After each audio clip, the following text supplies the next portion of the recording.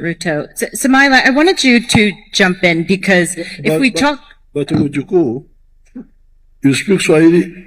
Not right now. Samaila, I wanted you to jump in because... Just hold on.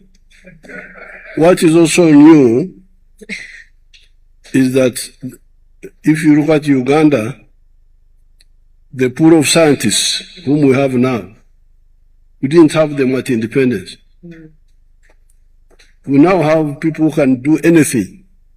Automobiles, vaccines, electronics.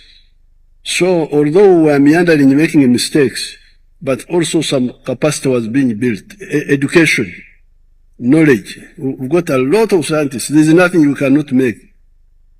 So that is also new.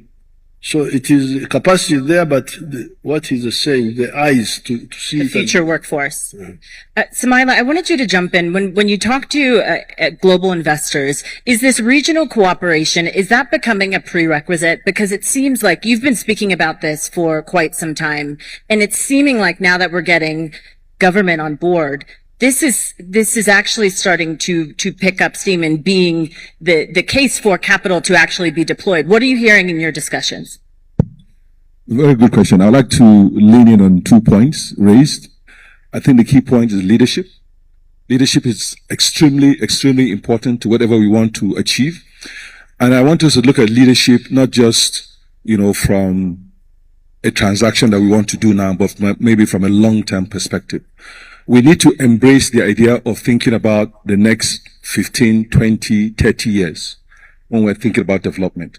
So if you saw the report today, on the State of Africa Infrastructure Report, it talked about the consumption over time.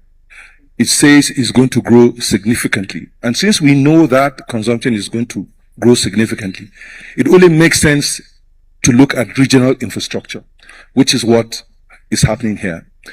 Another point I want to make is the need for this same leadership to be applied to capital mobilization.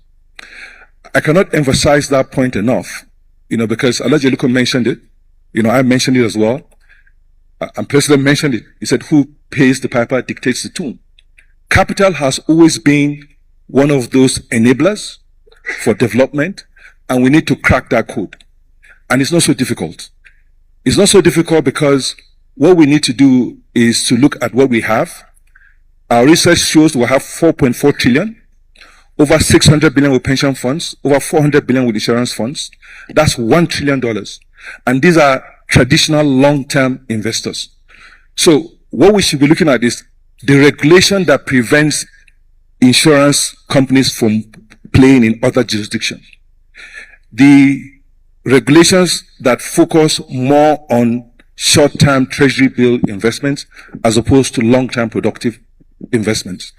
We need to educate our trustees and gatekeepers on the need to think of the future of the workers whose funds they are managing. It is not enough